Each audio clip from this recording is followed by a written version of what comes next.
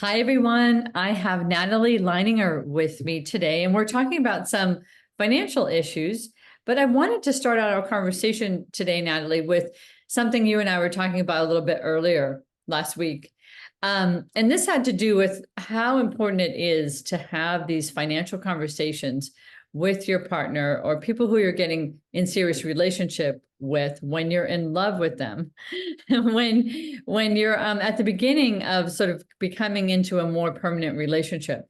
So I wanted to expand on that thought because I thought that that was so important, so critical, and so tough to do.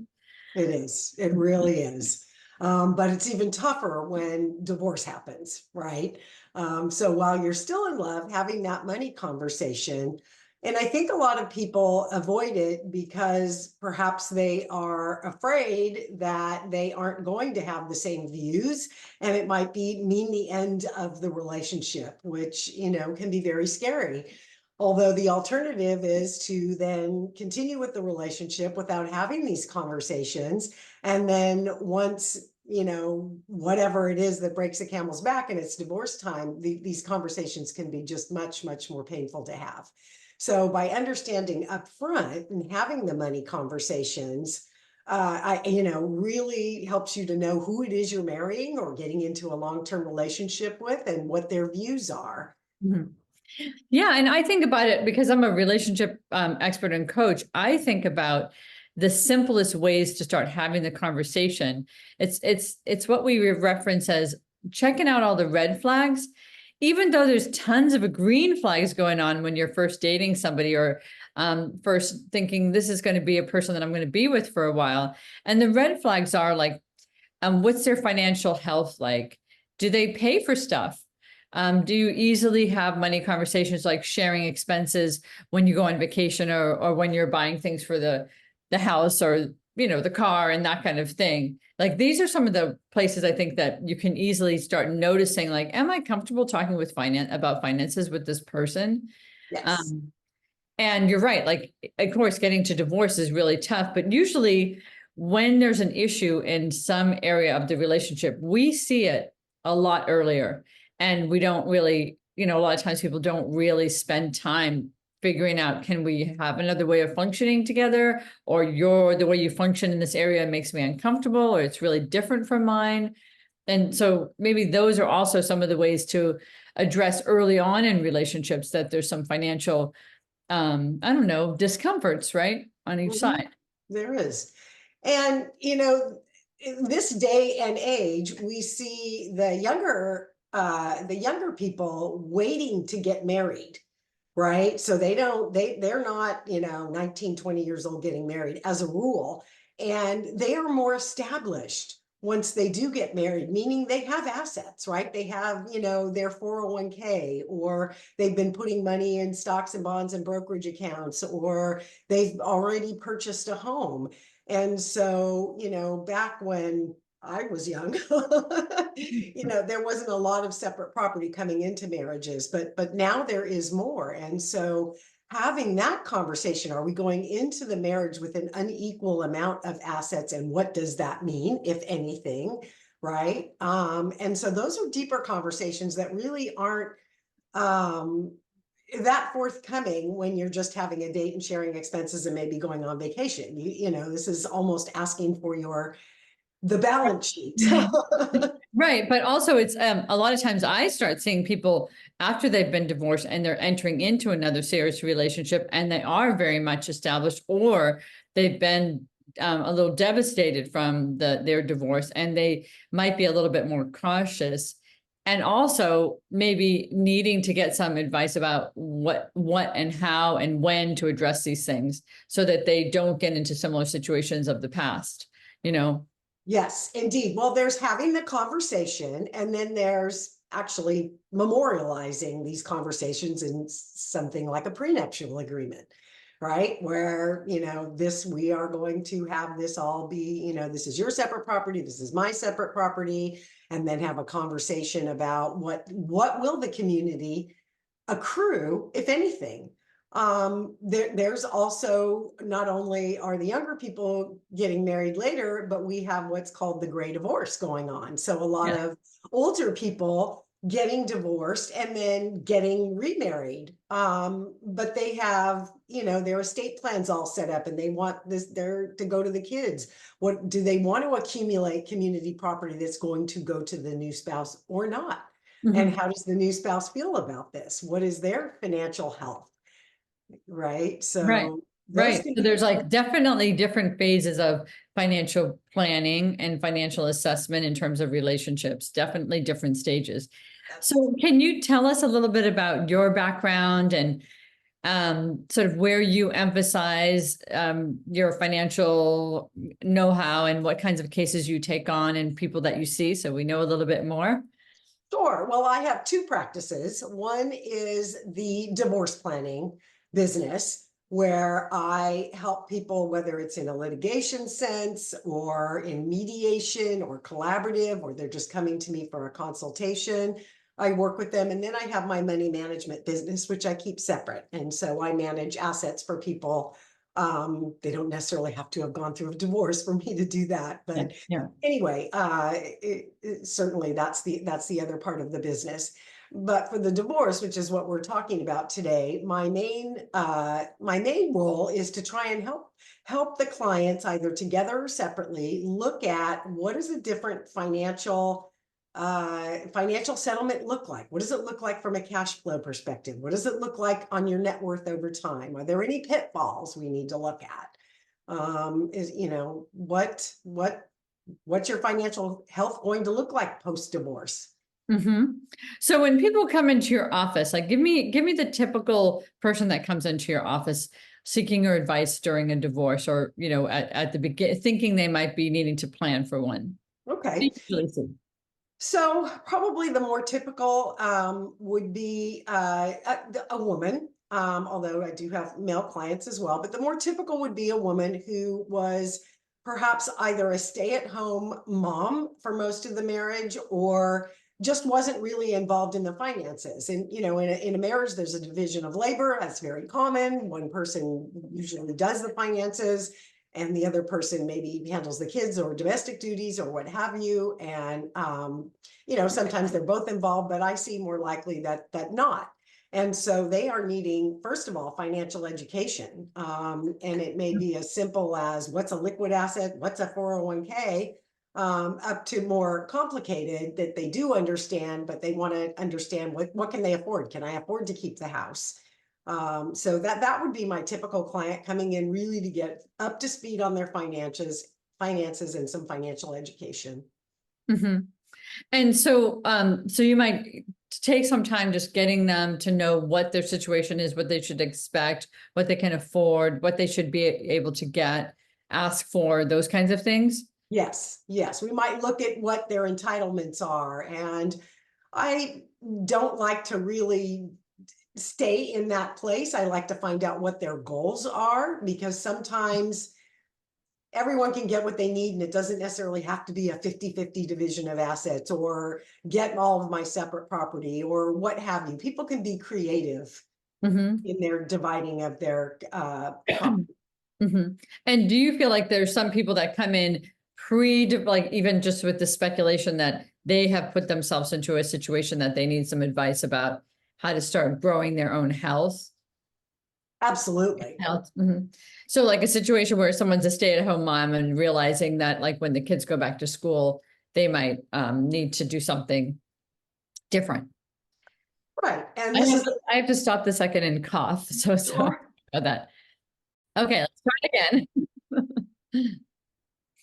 So yes, that's a really typical a stay-at-home mom, someone who hasn't really you know earned a lot of money. Maybe they had an education, maybe they had a very good education, such as an attorney, or someone with an MBA, and but that was 20 years ago, and things have changed, right? And so they need to either try and get back up to speed with whatever it is that they did prior to getting married or to raising children, Mhm. or looking at some sort of a different kind of a career. And that can be challenging, because then you run into sort of the tension between how can I make money and how can I have a fulfilling career? And sometimes the two don't meet. So, Right. And these are like really typical scenarios. We hear them, we see them, we know friends that are in these situations where they dedicated their whole life to sort of helping someone build their career and raising the kids. And then there's a certain period of time where the kids don't need them as much and they're getting to decide, am I going to go back or am I not, or I have to go back. right. And there's, it's almost like I think the telltale questions to actually ask oneself if they're in that situation is like, do I have to at that point really come to a moment with whoever I'm with and say, how will it affect you if I'm not going back to work?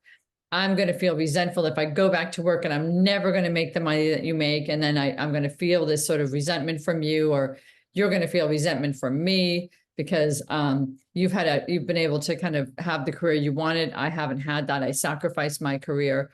And earlier we were talking about like, those are the conversations that you need to have initially. Like if someone's staying home to raise the kid and they're going to be way behind, Yeah. and then there's a divorce, all of that needs to be taken into consideration. Like, how will that person be supported to be I don't know, either go back into some kind of career and have some assistance doing that, like alimony, or that would be the sacrifice, right? That will be the sacrifice of that person and the other person for having to step in and do the financial earning. Absolutely. And that is the conversation up front. Because the sweet spot is, let's say, and it could be a stay-at-home dad, could be stay-at-home mom, doesn't matter really. No, Someone stayed home and the sweet spot is, 55 years old. And now what? Right? You and don't it's have also like I see a lot of same gender couples and non-binary couples, and it's whoever is in that role of being the supportive nurturer to the children, and the other one who's being the primary worker. I mean, the ways these things are established, unless both people are, trying to do both things, and we see that too, right? yeah, Everyone takes a little bit of a hit on their career sometimes doing that, or at least on the stress level gets pretty high. the stress level, indeed. Yeah. Yeah. Mhm.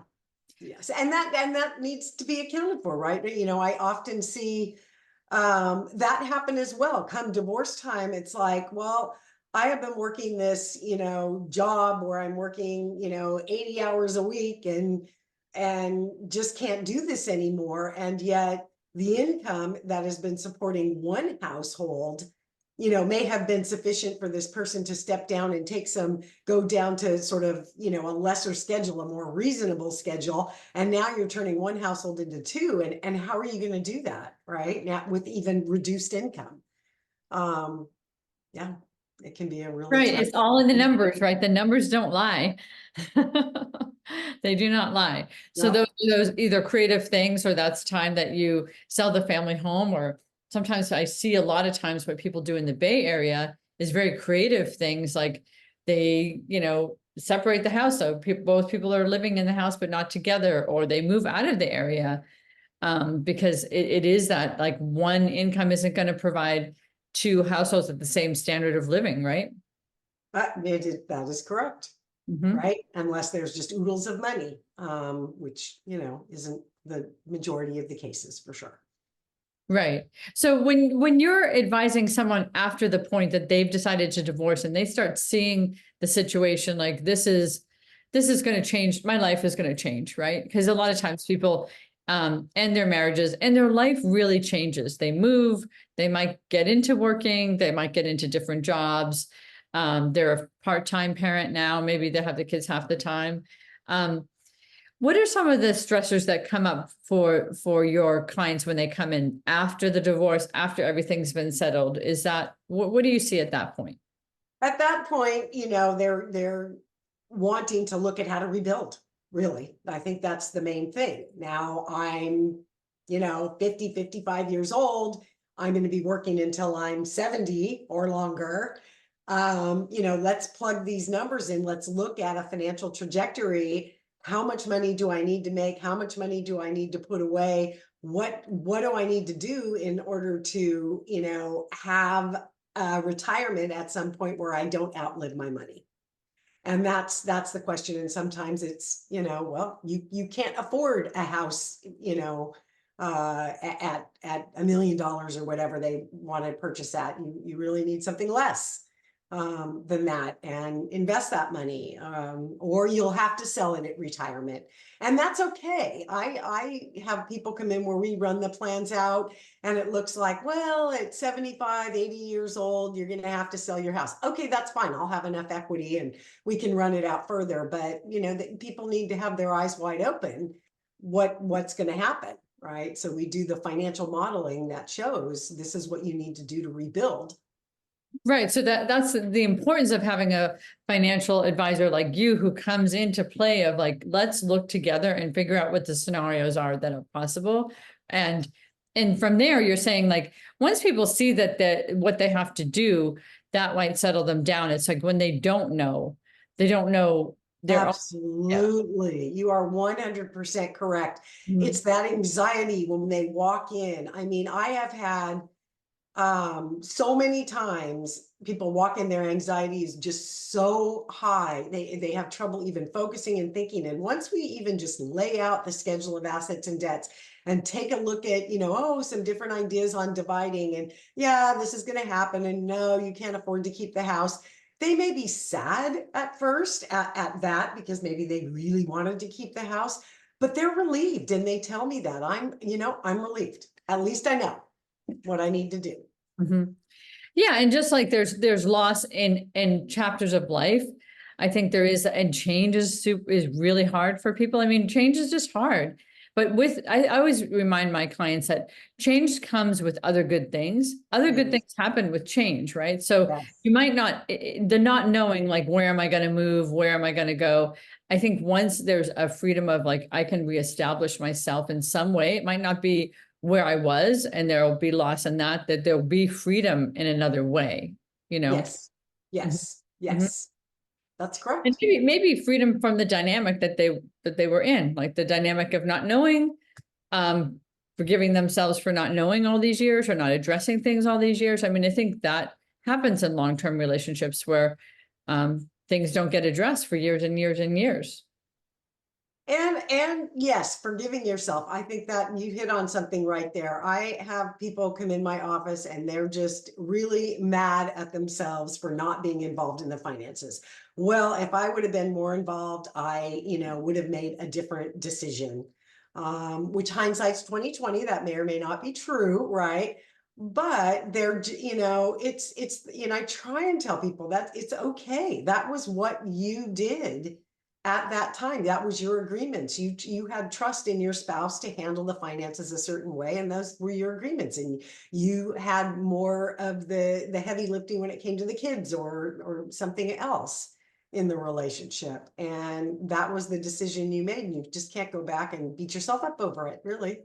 Right. It's sort of how we started this talk out is it's great to have those prenup conversations early on. Really good. If you haven't had them, you have to forgive yourself for that because you didn't think you needed to have them. You thought you had an agreement that was going to survive a lifetime or your lifetime or your marriage. And if that didn't happen, then it's okay. We're regrouping from that point then.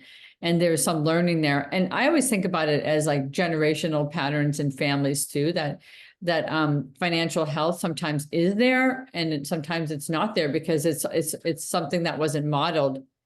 And certainly in our society, we have like a very not modeling of financial health all over the place with like lots of credit accessible to us. And that's the other important thing, that maybe this is a whole new leaf when you start working with the financial advisor, is you really start honing into what's important, how are you going to function, how are you going to be in real time.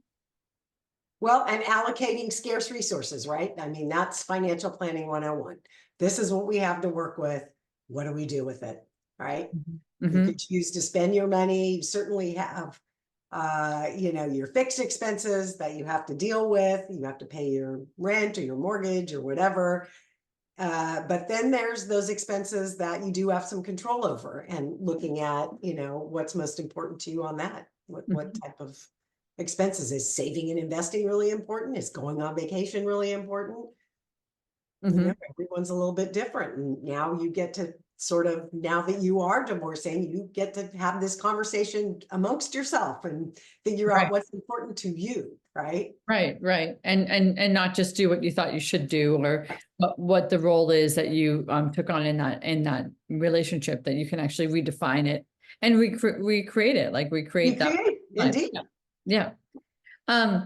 So I'm trying to think of a few other things that are important for people to know about financial advisors, because I don't know if people know how to call one, what questions to ask over the phone, to screen. I think sometimes people just don't know a lot about how to approach this, because they don't know, they feel like they don't know anything. So how are they going to even figure out what they need?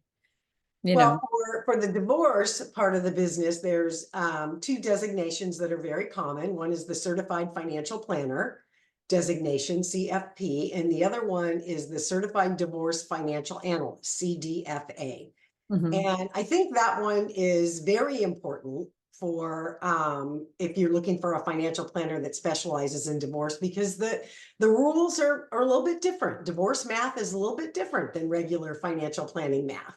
So you want someone that, understands community property law, separate property law, not that we're giving out legal advice, but to have an idea of, Mhm. when someone comes into the office, what the financial pie looks like, what kinds of things are going to be shared and not shared, right? From a legal perspective, and then they can negotiate from there. So, I think looking people up online, going to their website, if it's for general financial planning, the certified financial planner designation, I think, is really important. You want to have someone that does that. You want to have someone who is a fiduciary looking out for your best interest. Mhm. Mhm. And And so you some, can always go on the FINRA website and check and see if they've had any disciplinary actions as well. oh, okay, that's interesting. What's that website called again? FINRA, FINRA. It's a regulatory body for those of us in the money management business. So it Uh-huh. wouldn't be there for divorce, but for Right, money. right. So some of the initial questions to think about asking a financial planner is look at their website, see if you even relate to them and what they're writing on their website, and then go into to just ask questions about, like, how often will we meet? What do you charge? Those kinds of things is what you hear. Yes. Mhm. Yes. And Yes. what And is get a feel for, not everybody jives, right? right? I Just, also think, like, some people need a ton of hand holding yes. around trying to get through the first part, like especially if they're needing to create a proposal about their current budget and bring it back to their lawyer or mediator or paralegal to write up the divorce. Some people need to figure out how much they're going to need to live, in a year from now, when the person leaves the house or when they're on their own. Like, so I think there's like a working up to it, and sort of then an understanding about what, like, after the divorce is finalized, what that's going to look like after that, what settlements might be needed. Um, I'm trying to think of other questions that people could ask, because I know when I refer people to financial analysts like yourself and to go through a divorce, I feel like people hesitate so much to make that call because of Mhm. shame. A lot of it's because of shame. And so I'm trying to figure out how to work through that shame piece. And if you got someone, who's calling you or emailing you, like, how would you start making them comfortable to come in when they don't know a thing? You know what I mean? When they're saying, I don't know Oh, it. Yeah. letting them know that's common, right? Normalizing it. It's very, very common. It's nothing to be ashamed of. It's, usually one of two people in a marriage that doesn't understand the finances for most cases. It's pretty rare both do. I do get those. Right. But it's definitely the exception and not the rule. So, that's the first conversation. If I sense that there's some reticence, some shame, to talk about that and really just normalize it. It's okay. It's not okay to continue to have your head in the sand. That's not okay, because that's going to cause problems down the road. Right. Let's And get you educated. exactly. And you really have to understand what you're agreeing to. Oh, Um, indeed. right. Because that's one of the main things about divorce is people really, the people who are the professionals around you are protecting you from if you're not as educated as you feel like you should be, from making the wrong decisions for yourself, or not really understanding the decisions that you have to make. So I see that people in a lot of those situations that the head in the sand, they just want to get through this. And I think I always say, and usually I find in my sessions, because I do a lot of the mediation piece, just kind of setting up divorce and just getting people to talk about it, especially when there's kids, because there's an emotional aspect to separation, is the whole idea about the person who did hold the finances isn't the best person to explain how finances work, because they did things a certain way. And they also, there's also tension in this area, right? There's a tension area going on. And so to be really thoughtful about the professionals you use so that you can ask all the questions you don't know and not feel embarrassed about them. Right. Meaning, like, I can't even look at a report and understand what it says. Right. Doesn't compute. Right. And I get that a lot, but you're either a spreadsheet person or you're not, right? And it's okay. And so I spend time walking through, what does all of this mean? And I think in the state of California, in order to get a divorce, there's something called your financial disclosure requirements. Right. I think it's actually a really good rule, law, whatever you want to call it, because you need that information anyway to make decisions. How can you make a decision if you don't know your financial pie, right? So all of your assets, all of your debts, what's community property, what's separate property, what's my budget, what's the income from all sources, it's a starting place. It's like, what does it even look like? And, there's no shame in not knowing that. So someone could actually bring that. Someone could bring that financial disclosure to you and you would start translating it for them. Yes. And I send them, I have a data gathering documents, the disclosures is kind of like getting a mortgage, right? You need everything, right? Deeds to houses, titles to cars, statements for everything you have, credit reports, just everything, right? And then we put it together. My office puts it together in a format that's easy to read and understand. Right. And so it's a demystifying and then continuing, I think, to educate yourself about your future and how you're going to manage it. And then also when people go into this financial situation with you where they're getting advice, like how often, and people always ask me, how many sessions is it going to take? How much is it going to cost? Right. And everyone's situation is different, of course. And some people can't afford to do much. They can only afford to do a certain amount. But how do you help people get to that conversation too, of how much they need, how much they can afford? What are their top 3 things that they really need to address with you when they're with you? Right. Well, I take a look at, where are you at in the process? First of all, have you just started? And what is your process going to be? Because that can help inform, how this might go and how long it might go and how expensive it might be. And what I mean by that is, are you going to do mediation, right? Where the 2 of you sit down with someone and sort of hash it out with a neutral mediator? Are you going to sit down and hash it amongst yourselves? Do both of you have the same enough knowledge to do that? Is there an imbalance of power in terms of knowledge or just being able to speak for yourself?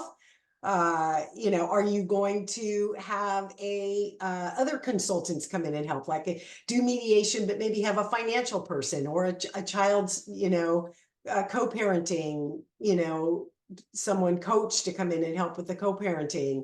So are you going to litigate, right? Is your spouse not cooperative, hiding assets, those types of things and then there's collaborative divorce, which is a team approach to divorce that really offers a lot of support for people who need that in terms of the finances and in terms of, they want their own attorney, but they don't want to litigate. They have kids and they have some, want to do co-parenting, right? So that's the first. What process are you in? What process do you want to be in? And then we kind of go from there. How complicated are your finances? And how willing are you and your spouse to do your homework? All of those things, come into play in the cost. Would you ever have, you would have both parties in at the same time to sort of doing it. Absolutely. Okay. So you might support one person because they are sort of the person that has not been in power in that scenario. So to empower them more, to help them know what they're talking about, think about what they need, understand sort of basic money education so they can read things and feel like they've got a sense of what's going on. That's one thing that you do. But the other thing is you could go in preparation of a mediation to sit down with people and talk about what they could actually do with their scenarios. What's one way that they could go, or even look at their disclosures with them. Indeed. Yes. Yeah. Mhm. In a mediation case, I would typically do their disclosures for them. And then they would each have sort of a mirror disclosure in terms of the assets and debts, their budgets, of course, and income would be different. And then we start having the conversation, either with the mediator or without the mediator. I prefer the mediator there so we can all have a brainstorming, and everyone have the same information at the same time, going down the schedule of assets and debts. Let's talk about the house. Does someone want to keep the house, co-own the house? What are the ideas for the house? And just really getting out there and, getting down some assumptions for the different settlement models they might ultimately want to look at. Right. And this part I feel like is the sort of the meat of our talk right here, is a whole idea about power and empowering people at this point, at this Yes. juncture. And that if you're feeling like it doesn't have to be conflictual and go on and on. It might, but some of it is to demystify the parts that people don't know are the most afraid of. And I think people are a lot of times the most afraid of the financial picture. Yes. Like just almost like fighting tooth and nail. But if they know what it is that they need, then that's one way of empowering them, right? If they feel like they addressed all along or didn't address all along sort of the underfunctioning earner, or how much pressure that put on them, and then they have to at the end of the day look at their own sense of resentment because they're going to have to be the one that supports that person for a while. That's the thing to look at, right? And that's sometimes I think it's the emotional stuff and the fear that drags a divorce on for a long period of time, instead of just accepting, and using the professionals involved to get through it faster, or to get through it and understand it more, and to get through it and be more protected. Like there's buffers, in between you and that other person if it gets rough. Yes, I agree. And all of that being said, sometimes people need time, right? Mhm. I've seen people come in at the very beginning of the process and one person's raring to go. They're the ones who, have been thinking about the divorce for quite some time. They've got the spreadsheets in their head. They kind of know how it's all going to pan out. And the other person's just like, what? We're getting a divorce? And they really can't process the same way the other person can, and they need time. Right. And so convincing that other spouse to give them the time is really in their best interest, because you want someone who's going to make decisions that everyone can live with. They may not love, but everyone can live with.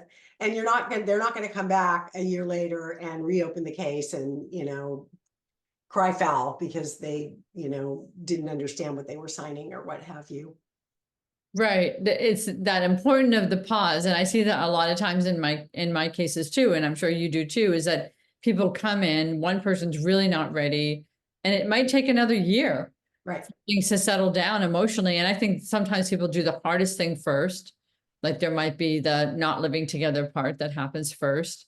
And then once they regroup and have some kind of more emotional balance within themselves or with each other, then they come back in and look at it again. And sometimes I think people, I'm like, come on in, you gotta finish this, like, because there'll be a day if you don't finish it, that you have to finish it because you're forced to finish it. Right. And that's another stressor. But I agree with you, like to let people emotionally settle down so they can rationally work better or address things. Mhm. Yes. I mean, it doesn't mean it needs to go on for years and years, but I think giving people time to accept, first of all, and then get the education they need and understand. Mhm. I always think about there's a cycle of divorce in my practice. I wonder if there's a cycle of people coming into your practice around getting financial help. If you see that as a sort of a secular pattern, maybe after tax day, everyone comes in because they're like, well, we're going to do it better this year. January. January. Oh, the New Year's resolution kind of I thing. guess, the holidays are done. We've been talking about this. It's not, it's usually they've been talking about it or one person's just done or something, but January is a big month. Yeah, in my practice too. I'm also thinking today is tax day. And that's one of the reasons why I was like, okay, financial talk we could talk about it on tax day. So I always think there is people thinking a lot about money today in our society. Probably. I don't Yeah. notice that this is a date I get, Yeah. people reach out so much. Well, I think people are like really caught up in the stressors of taxes and looking at their money once a year, which is also something that happens, right? With divorces, that people do look at their finances on the time of year where they're filing taxes, whether you're a married couple or whether you're divorcing, because that's a time where change is actually acknowledged, right? If there's a change in income or child support or alimony happening, there's a change in something that needs to get addressed. So it is one of those markers in our society. Like, we're all, I think from, maybe February or March on, people are pushing the idea of they got to get their taxes done. Yes, agree. So people could go from doing a divorce process with you into just the financial management part of their lives. So they could actually continue on with you in that relationship. And sure. Yeah, great. That's really good to know for just continuity's sake. It's not, you're just not people just don't need to come in to just do the rebuild from their divorce or going through the divorce process, but they can actually do some really good holding around their finances for a period of time. Right. And it makes sense if they've been working with me through the divorce and I understand what their goals are because we've had, in-depth conversations, we've done financial modeling. So it's just really an ongoing then financial planning relationship. So you reference this thing called what did you call it? The money pie or the financial pie? What's the topics in the pie? What's the categories?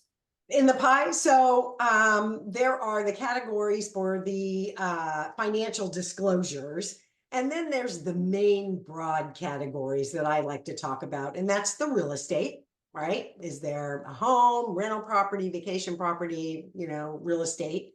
Then there's the liquid assets, right? So that's your bank accounts and savings accounts, and then there's liquid assets that might have some illiquidity to them and or tax consequence. That might be your brokerage accounts that have embedded capital gains, stocks, things like that.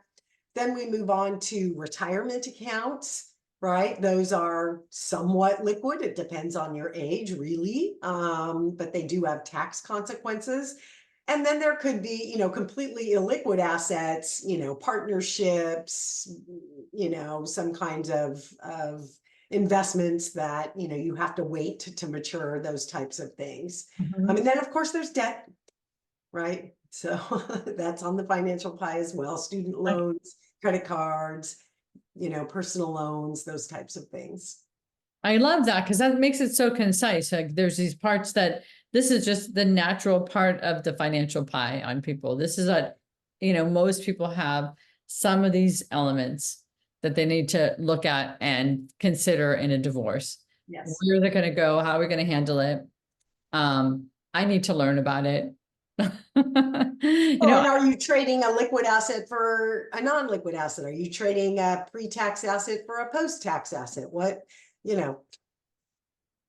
Right. So for example, like in a settlement, it would be like you get the home and I don't need to touch my 401k. Right. But what does that mean from a tax perspective? Does that, if you keep the home and you sell it, are you buying a big tax liability? We know in your 401k, if it's a pre-tax 401k, it's going to be worth 30 to 40% less than it is when you take it out because you're going to pay taxes on it, right? So, sort of level equal out at the end of the day, right? So are those things equal really, or are they equal like face value, but like the way they get handled to make them liquid wouldn't make it equal? Right. Right. And those projections are done all the time. We take, especially, here in the Bay Area, if you've owned your home for any period of time, it's appreciated, right? And even though you can exclude, if you're a married couple, 500,000 from your capital gains, sometimes, things have gone up way more than that. So there is a tax liability. And if you sell it, there is a cost of sale. And so let's look at that and compare it against if we're trading 401k dollars for house dollars. Let's look at all of it. Right, right. I love that because that's kind of getting into the second level of what it means. Like on face value, like everyone might think it looks like this, but there's all these other rules of the game that people need to consider when they are separating financial assets. Like there's a whole bunch of, and that's why people go to financial advisors like you, because most people don't know the deeper rules and laws that are created around these things. Yes. Mm-hmm. Well, great. Well, I think that we covered a lot of topics about people approaching you, the things that they could get out of going to a financial advisor, when they need to go, what are the things that they need to consider, what level are they, where are they? I think this is such a good reminder. I mean, it's a good reminder for me, and it's also just a good reminder that there are places to go, that you don't have to just be trying to work this out yourself, even though a lot of people that come to me anyways really want to be very involved in their own divorce and not spend a ton of money on lawyers and things like that, because they really want to remain in some kind of collaboratively good relationship because they have kids. Right. And they don't want to be sort of fighting with each other. They want fairness. They want a certain standard of living that the kids live in. And so, but there's also money is a complicated matter, right? And money's emotional. And so, Very.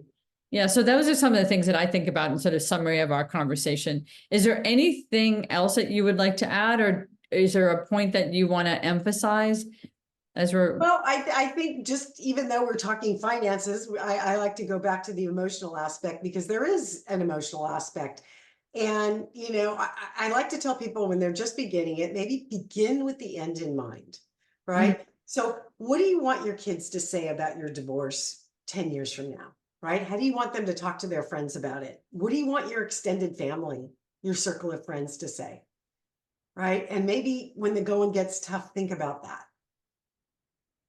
I love that. I say it a different way to my clients. I say, because I deal with a lot of the co-parenting aspects of it. I say, how do you want your kids to be able to relate to you when they're going through as co-parents, as when they're going through their biggest celebrations of their life?